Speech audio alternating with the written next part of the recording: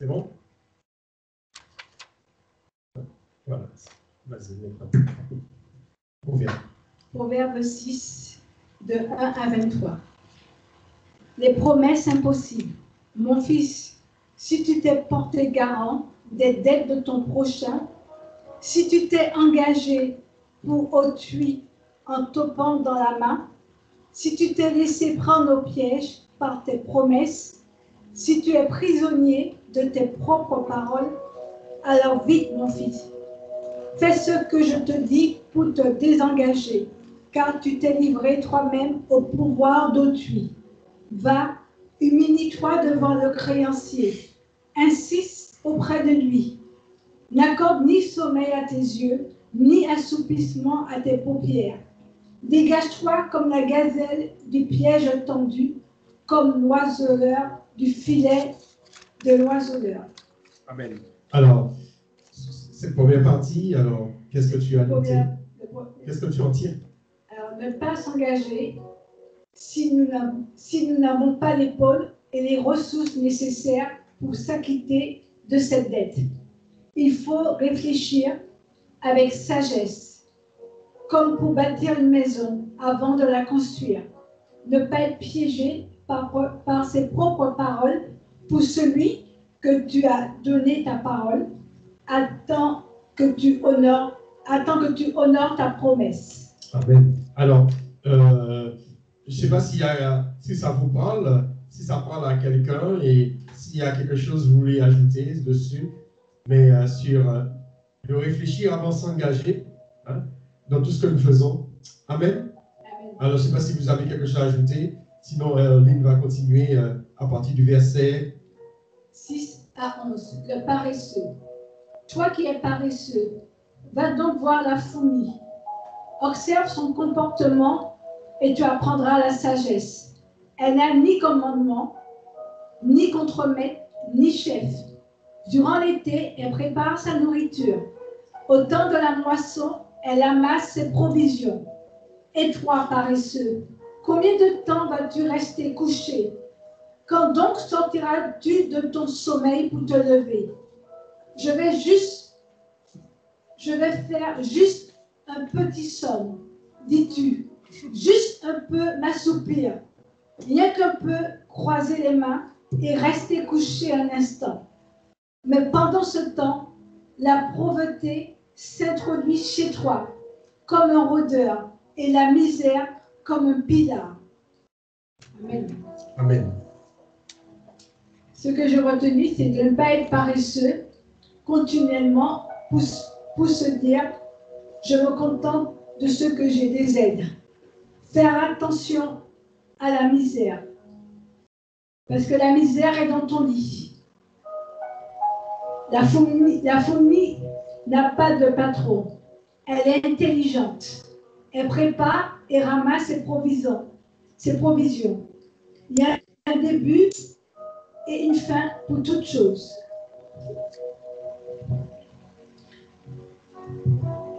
Versets 16 à 19. Ce que l'Éternel déteste. Il y a 6 choses que l'Éternel déteste, et même 7 qui lui sont en horreur. Les yeux qui regardent des eaux de haut, la langue qui répand des mensonges, les mains qui font couler le sang des innocents, le cœur qui médite des projets coupables, les pieds qui se hâtent de courir vers le mal, le faux témoin qui dit des mensonges, et l'homme qui sème la discorde entre des frères.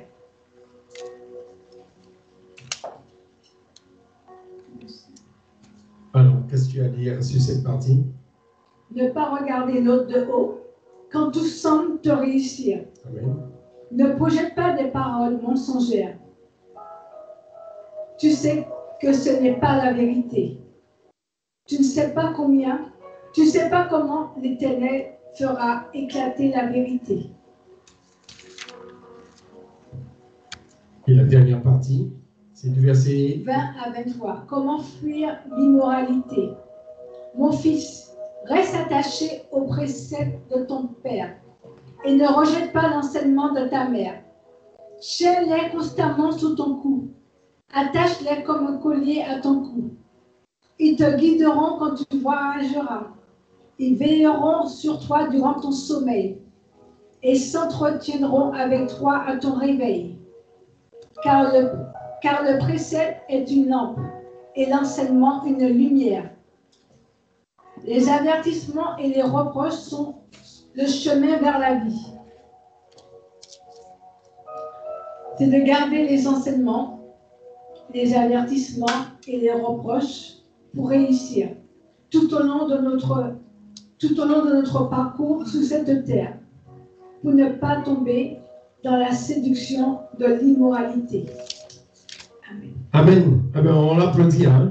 Amen. Que Dieu soit béni. Alléluia. Amen, amen, amen.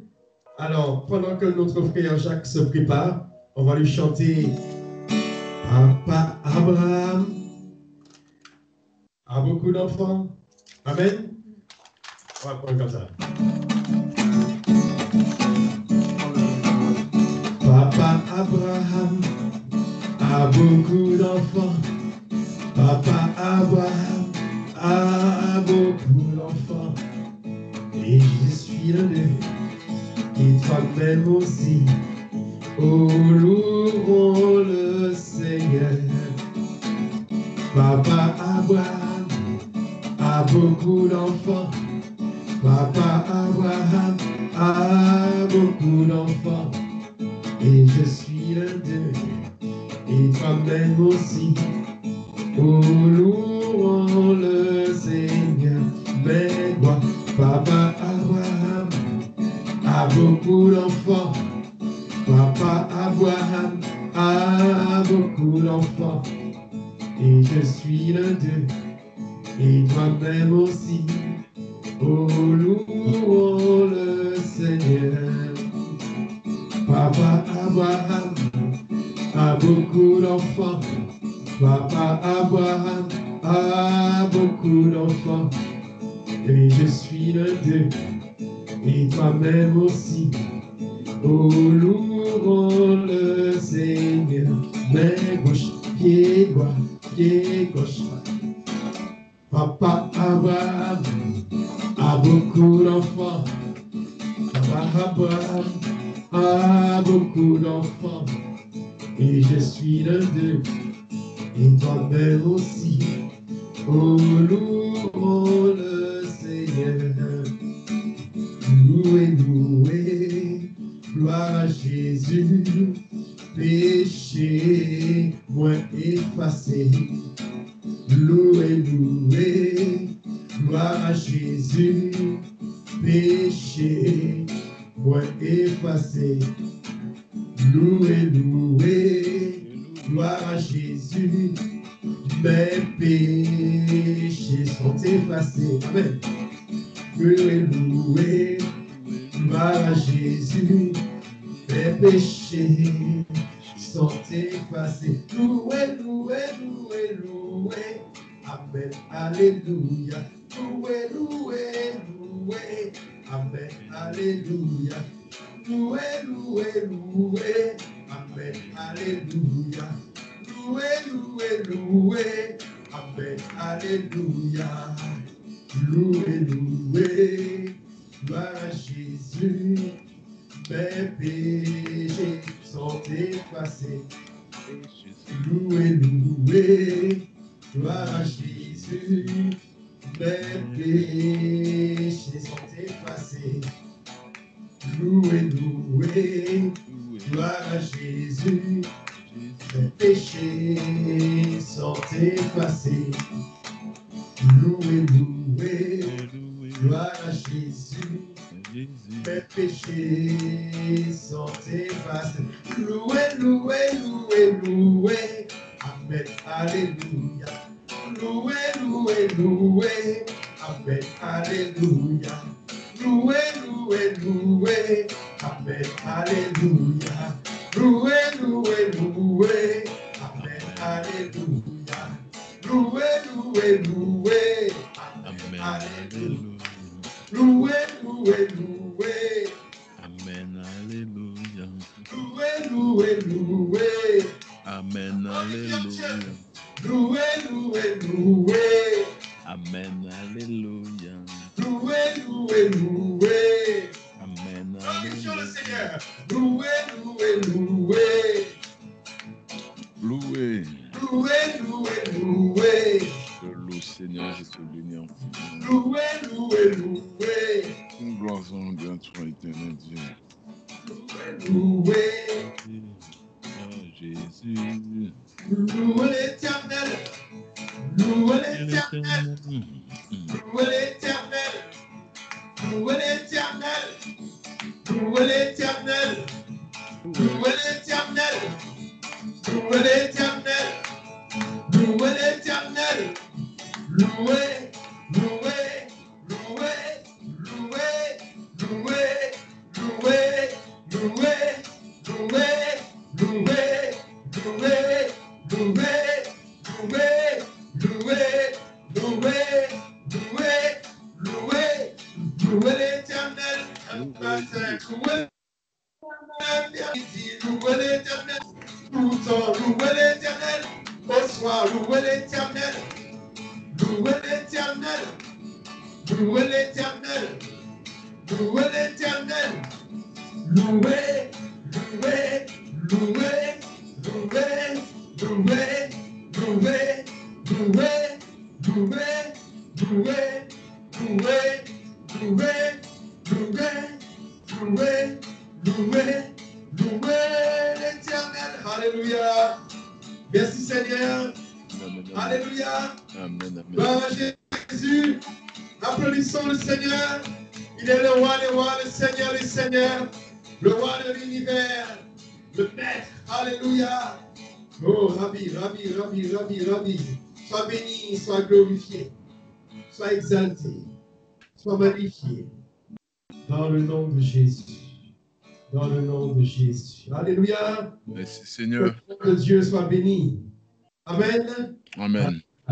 Alors, la parabole du jour, notre frère Jacques va nous citer la parabole du jour et il va donner ce que le Seigneur lui a donné. Et après sa parabole, il pourra faire une prière avec pour aider ceux qui ont entendu ces paroles et qui voudraient, au travers des paroles que tu vas dire, tu voudrais vraiment s'identifier. Alors, je te demande après ton intervention que tu puisses aider, faire une prière, je ne sais pas si c'est une prière de repentance, mais pour ceux qui veulent vraiment que les paroles que tu as prononcées, ceux qui nous regardent et qui voudraient vraiment que ces paroles puissent entrer dans leur cœur. Alléluia. Amen. Que sois béni. Amen. Vous m'entendez bien, ça va? Oui. C'est bon. D'accord. Que Dieu soit béni. Donc, la parabole, c'est dans Matthieu 21, donc à partir du verset 28 jusqu'au verset 32, c'est les deux frères, la parabole des deux frères, les deux fils. Et nous allons lire à partir du verset 23 pour bien comprendre pourquoi Jésus, il a parlé ainsi. Et nous savons que toute parabole, il y a une leçon, il y a un enseignement dans toute parabole où Dieu utilise le plus souvent. J'aime bien l'enseignement de Jésus parce qu'il prend les choses viles de ce monde, comme dit Paul, pour confondre les sages. Il prend des images vraiment et il met les hommes en face de leur propre. Donc, il utilise toujours une métaphore, une image. Et c'est là que c'est ce que Jésus va faire. Donc, il va parler, il va raconter une histoire pour montrer aux hommes combien ils ne sont pratiquement rien du tout. Toujours pratiquement le même scénario que la dernière fois. Hein. Là, nous allons trouver deux fils et son père, et leur père, du moins. Donc, il est dit au verset 23, Jésus se rendit dans le temple, et pendant qu'il enseignait, les principaux sacrificateurs et les anciens du peuple vinrent lui dire, « Par quelle autorité fais-tu ces choses? Et qui t'a donné cette autorité? » Donc, ces hommes, les grands ne comprenaient pas quelle était l'autorité que Jésus avait et par qui cette autorité venait. Et Jésus leur répond, « Je vous adresse adresserai aussi une question. Et si vous m'y répondez, je vous dirai par quelle autorité je fais ces choses. Il dit, le baptême de Jean, d'où venait-elle, ou d'où venait-il du moins? Du ciel ou des hommes? Mais ils raisonnèrent ainsi entre eux. Si nous répondons du ciel, il nous dira, pourquoi donc n'avez-vous pas cru en lui? Et si nous répondons des hommes, nous avons à craindre la foule, car tous tiennent Jean comme ou pour un prophète. Alors il répondit à Jésus, nous ne savons. Et il leur dit à son tour, moi non plus, je ne vous dirai pas par quelle autorité je fais ces choses. Donc Jésus ne dit pas que lui, il ne sait pas non plus, mais il dit, je ne vous dirai pas par quelle autorité je fais ces choses. Moi, je dis donc que ces hommes savaient par quelle autorité, mais toujours dans l'optique de prendre Jésus dans un piège. Donc, il pose la question à Jésus. Mais Jésus leur répond par une question pour leur faire tomber dans leur propre piège, je dirais. Et Jésus continue, il dit, que vous ensemble, un homme, donc là maintenant, il va entrer dans une parabole, il va prendre l'image. Donc après avoir imposé, je dirais, son autorité, dire qu'il est Dieu et qu'il est capable de le faire. Donc il va entrer maintenant dans une parabole, il va leur raconter une belle histoire. Toujours une histoire, j'aime bien Jésus. Quand il prend les histoires comme ça, il dit que vous ensemble, un homme avait 2 fils, et s'adressant au premier, il dit, mon enfant, va travailler aujourd'hui dans ma vigne.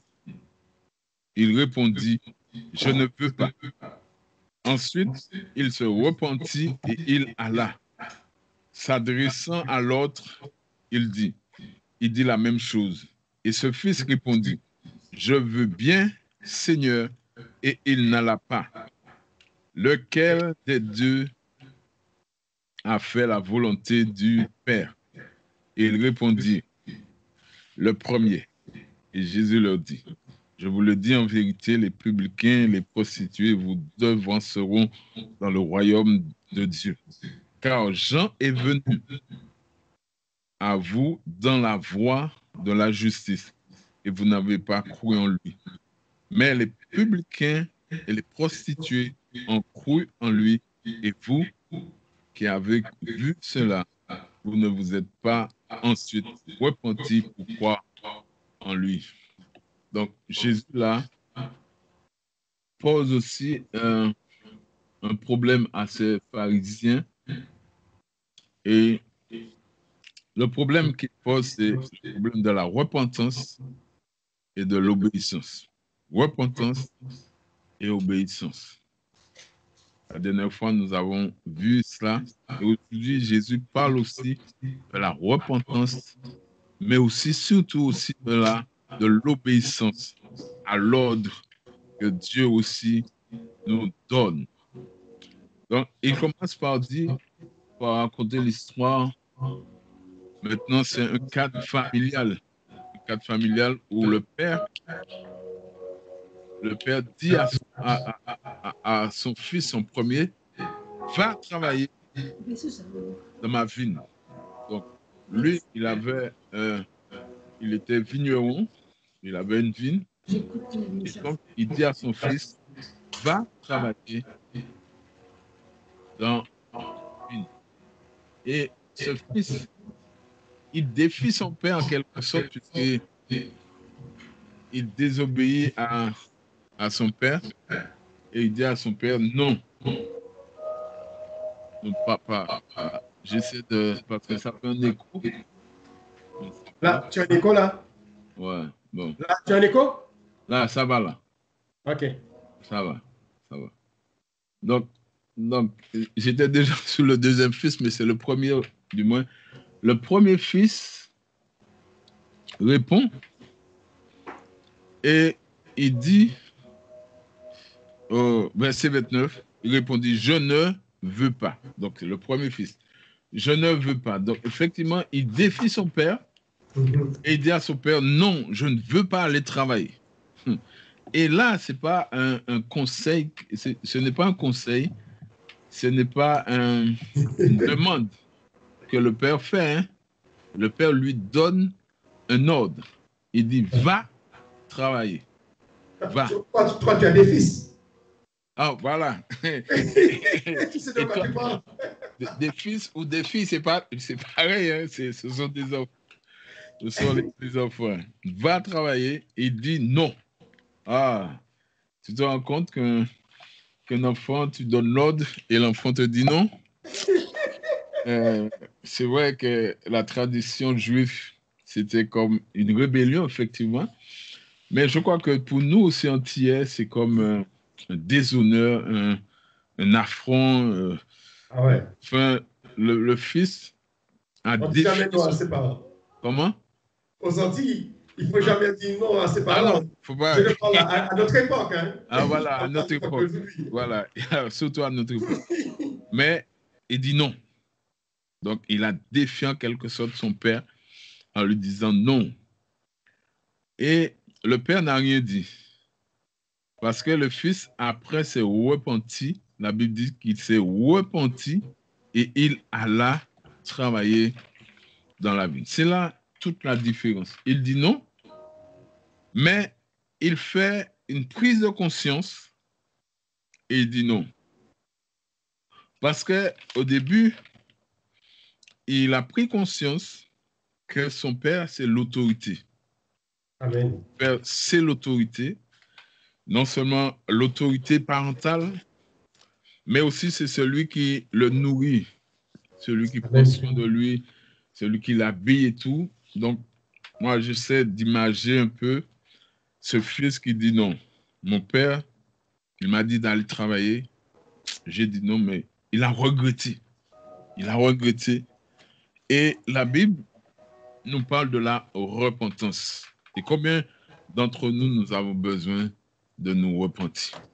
Amen. Combien nous avons besoin de faire cette prise de conscience, pas se repentir de manière émotionnelle, mais c'est se repentir pour faire un choix, un vrai choix. Et ce choix que nous devons faire, c'est d'abandonner la désobéissance, d'abandonner ce qui nous empêche d'avancer et d'obéir à notre Dieu. Faire comme on dit le plus souvent, métanoïa, c'est un changement d'idée, un changement de conception, un changement d'esprit, un changement radical, pas émotionnellement, mais une vérité pour que le nom de Dieu soit béni. Donc ce fils dit, mais finalement j'ai dit non à mon père, mais mon père, c'est lui l'autorité, c'est lui, donc j'y vais. Mais ensuite, il adresse ce même ordre au deuxième, il dit, au deuxième, va travailler aussi dans mon champ.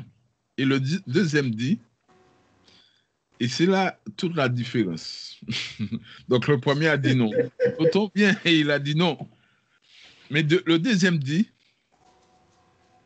je veux bien, Seigneur, et il n'alla pas. Quel contraste. Il dit, je veux bien, mais à la fin, il dit, la Bible nous dit qu'il n'alla pas. Regarde bien, il dit, je veux bien. Donc, je veux bien, Seigneur. Donc, il reconnaît la seigneurie de son père. Mon père est Seigneur. Mon père est l'autorité. Mon père est... Donc, non seulement il est mon père, mais c'est lui le patron. Donc, je dois le respecter. Il dit, je veux bien. La politesse, il utilise aussi la politesse. Il est respectueux. Mais, en final de compte, il n'a pas été. Et pourtant, le premier dit non, mais il y va. Quelle leçon, quelle application Dieu veut nous faire, nous donner à ce moment. Parce que le fils, le deuxième, quand il dit oui, Le oui, ça veut dire que je m'engage et je signe. Tu vois, je signe, je m'engage à obéir parce que je reconnais effectivement que tu es l'autorité, donc je dois y être. Mais il n'a pas été. Et c'est là le problème. Alors, à ce moment-là, Jésus pose la question et Jésus dit, au verset 37. Avant de continuer, Jacques, Mhm. ça me rappelle deux expressions. Une expression antillaise, je parle du deuxième, et puis une expression que les jeunes, ils ont ici, sur la métropole. Lorsque tu leur demandes de faire quelque chose, t'inquiète. Et puis, tu reviens, la vaisselle est toujours au même endroit. Voilà, tout à fait. Ils te disent t'inquiète. Et aux Antilles, nous, on dit oui, panipucci. Alors, Voilà. je traduis oui, quand tu demandes à quelqu'un quelque chose, tu te dis oui, tu diras jamais à cette personne pourquoi tu as dit oui. Pourquoi tu fais ce que je te dis. Si la personne te dit non, tu cherches à savoir pourquoi, tu dis non, mais pourquoi tu me dis non. Hein, ce soit ta femme ou ton conjoint, mais oui, panipucci. Alors, ça nous rappelle vraiment ces deux expressions de ce deuxième. On est prêt à lui donner le bon Dieu comme sans confession, comme on dit, mais c'est lui le plus. C'est celui qu'il faut se méfier le plus. Voilà, c'est lui le plus radical sur la désobéissance surtout. Donc, nous sommes au verset 31, je crois. Non, verset 30 toujours. Verset 31. Il dit, donc Jésus pose la question, puisque maintenant il a exposé, il a donné le scénario, et maintenant il pose la question, il dit, au verset 31, lequel des deux a fait la volonté du Père? Donc ces hommes, ils répondent, le premier, et Jésus leur dit, je vous le dis en vérité, les publicains et les prostituées vous devanceront dans le royaume. Certainement, ces hommes n'attendaient pas à avoir cette réponse. Mais Jésus leur dit, en quelque sorte, jusqu'au verset 32, avant, il dit, car Jean est venu Amen. à vous dans la voie de la justice, et vous n'avez pas cru en lui. Mais les publicains et les prostituées ont cru en lui, et vous, qui avez vu cela, vous ne vous êtes pas ensuite repentis pour croire en lui. Voilà.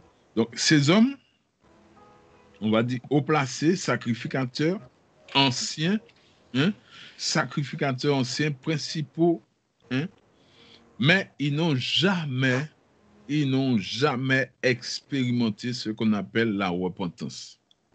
Ils n'ont jamais cru à ce que Jean avait fait. Pourtant, ils ont vu, mais ils n'ont jamais cru, ils n'ont jamais fait réellement la volonté de Dieu. Et ce que Dieu nous demande là, nous fait comprendre, c'est que c'est pas, il dit, le fils, le deuxième dit, je veux bien, Seigneur. Et combien d'entre nous disent, Seigneur, Seigneur, Seigneur, je veux, Seigneur, j'irai, Seigneur, je ferai. Et la meilleure, souvent je dis, la meilleure façon de mentir, c'est en chantant. Souvent nous chantons, mais nous mentons en même temps. Nous ne savons même pas. Puisque au travers des chants, parfois, on dit chanter, c'est prier 2 fois. Mais pendant qu'au lieu de prier 2 fois, je crois qu'on ment au moins 10 fois. Parce que, je prends un exemple simple. Souvent on dit jusqu'au bout, je veux te suivre dans les bons, les mauvais jours. Mais quand les mauvais jours arrivent, surtout dans la période que nous sommes là, je crois que notre sœur a parlé de cette période, Sandrine a parlé de cela, c'est difficile. Et c'est là qu'on reconnaît les vrais chrétiens, qu'on reconnaît si réellement nous sommes comme le premier fils qui dit non, mais qui s'est repenti. Est-ce que nous avons une vraie repentance, c'est que nous avons fait une vraie repentance qui nous permet d'avancer, qui nous permet d'aller de l'avant? Ou est-ce que nous sommes parmi le deuxième fils qui dit, oui, je veux bien, Seigneur. Tu vois, il y a la politesse, il y a la forme, enfin, tout est là pour dire que ce fils, certainement, il va accomplir la volonté de Dieu. Mais finalement, c'est lui qui n'a pas été. Donc, il a désobéi. Et là, il dit, souvent, il y a de ceux qui appellent Seigneur, Seigneur. Il y a de ceux qui prient, qui jeûnent, qui veillent, enfin, qui... Si on les regarde, l'apparence nous dit que ces hommes-là sont déjà au ciel. Quand on les regarde, quand on les entend parler, on dit, ah, là, on est loin. Parfois même, on se culpabilise, on se condamne, on s'accuse, on dit, mais surtout, il y a l'exemple de cet homme deux hommes, ils étaient montés pour prier, et celui-là, ah Seigneur, je ne suis pas comme celui-là, parce que moi, je jeûne 3 fois par jour, je donne la dîme, je fais ci, je fais ça. Et l'autre qui était là, quand il a entendu ça, il a commencé à dire, Seigneur, je te demande pardon. Il a commencé à confesser ses péchés. Et c'est ça que Dieu aime. Dieu aime quand on met... Et c'est ce qu'il dit aussi, Jacques dit, Jacques 1, verset 22, mettez la parole de Dieu en pratique. Ne nous bornons pas simplement à l'écouter, mais nous devons obéir à ce que Dieu nous demande de faire. Ne faisons pas non plus comme Judas. Judas s'est repenti, Judas a regretté qu'il avait vendu Jésus pour 30 pièces d'argent, mais finalement, il s'est pendu. La vraie repentance, c'est abandonner ce que nous faisons et nous tourner vers Jésus et avoir un état d'esprit différent de ce que nous avions auparavant. Et nous allons lire Matthieu 7, verset 21 pour conclure, pour dire que ce n'est pas ceux qui disent Seigneur, Seigneur, qui rentreront dans le royaume de Dieu, mais c'est ceux qui font la volonté de notre Père. Ils disent au verset 21, ceux qui me disent Seigneur, Seigneur, n'entreront pas tous dans le royaume des cieux, mais celui-là seul qui fait la volonté de mon Père qui est dans le ciel. Je reprends, il dit, ce n'est pas ceux qui disent Seigneur, Seigneur, qui rentreront dans le royaume des cieux, mais ceux-là seuls qui fait la volonté ou qui font la volonté de mon Père qui est dans les cieux. Il dit, ne nous bornons pas à écouter, mais mettons en pratique cette parole. Mettons en pratique cette parole. Ayons ce sentiment de culpabilité, un remords vrai et sincère, et retournons vers notre Dieu qui nous appelle. Donnons une réponse vraie, une réponse authentique, une réponse où Dieu dit, nous appelle à la repentance, à revenir à la source. Donc, c'était là, je crois que c'était là le principal, l'obéissance et la repentance. Manifester l'amour, ne parlons pas pour parler, mais que le cœur y est. Voilà. Amen. Je pense que le Seigneur a parlé pour une ou plusieurs personnes. Alors, je te demandais, et nous allons t'accompagner, répéter après toi cette prière de repentance pour celui qui voudrait se reprendre et de chez lui. Et nous t'écoutons, et comme ça, pour aider ces personnes, s'il y a quelqu'un qui veut vraiment, tu dis Père, Père, Père, tu appelles Dieu Père, mais est-il vraiment ton Père? Voilà. comme il est dit dans notre Père qui est aux cieux, que ton nom soit sanctifié. C'est-à-dire que lorsque tu dis le nom, si tu appelles Dieu Père, ah ben, il faut faire comme tu viens de dire, obéir au Père. Voilà, tout à fait. Son Fils. Amen. Amen. Alors, je laisse nous conduire dans la prière pour celui qui peut se repentir. Et nous allons répéter après toi. Merci Seigneur. Alors ce soir, certainement, tu es là, tu as écouté, tu as entendu. Et tu as un choix à faire. Il y a le premier qui s'est repenti, et le deuxième qui a dit toute une belle phrase, mais qui n'a pas été. Donc, Seigneur, ce soir, Père éternel, je te demande pardon. Père éternel, je te demande pardon parce que je me suis engagé sur beaucoup de voies, mais je n'ai jamais accompli ta volonté. J'ai parlé, Seigneur Dieu éternel, mais je n'ai pas obéi comme toi, tu me demandes d'obéir. Alors, en ce soir, je reviens à toi. Seigneur, en ce soir, je me tourne vers toi et je peux répondre à l'appel qui m'est adressé en ce moment. L'appel à la repentance. L'appel à l'obéissance. L'appel, c'est mon Dieu, à faire ta volonté, uniquement ta volonté. Père Saint, jette un regard favorable sur ta servante, sur ton serviteur en ce moment. Regarde sur quelle voie que je suis et conduis-moi sur la voie de la liberté. Conduis-moi sur la voie de la repentance. Amen. Conduis-moi sur la voie de l'obéissance. Conduis-moi sur la voie de l'amour, de la vérité. Éternel Dieu, conduis-moi. En ce soir, que seul ton nom soit béni et que Satan soit dans la honte et dans la confusion. Amen. Père éternel, merci pour ta grâce. Merci pour ce que tu as fait, ce que tu feras encore. Merci pour les cœurs que tu as touchés. Merci pour ce cœur qui reviendra à toi. Merci pour l'homme, cet homme ou cette femme qui changera d'idée. Seigneur, agis. Et même ceux qui sont sur le chemin du suicide, de la mort, Seigneur, ramène-les. Et qu'à jamais, éternel Dieu, ton nom soit béni, glorifié, exalté, magnifié dans le nom de Jésus, Père. Amen. Amen, amen. Soyez bénis. Merci, merci, merci. Merci que Dieu soit béni. Amen. Amen. Que le nom de Dieu soit béni. Alors, nous allons continuer, nous allons prendre un chant. Et avant de faire l'étude, alors l'étude aujourd'hui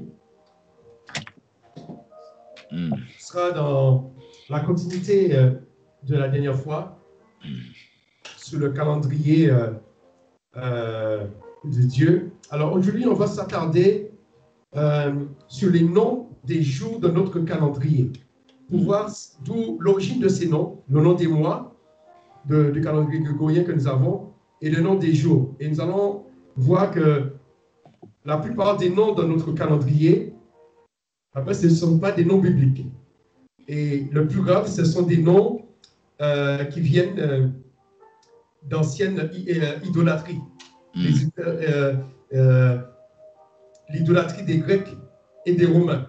Et sachant que notre calendrier, c'est un calendrier, le calendrier grégorien, c'est un calendrier qui est, c'était un calendrier pour remplacer le calendrier julien.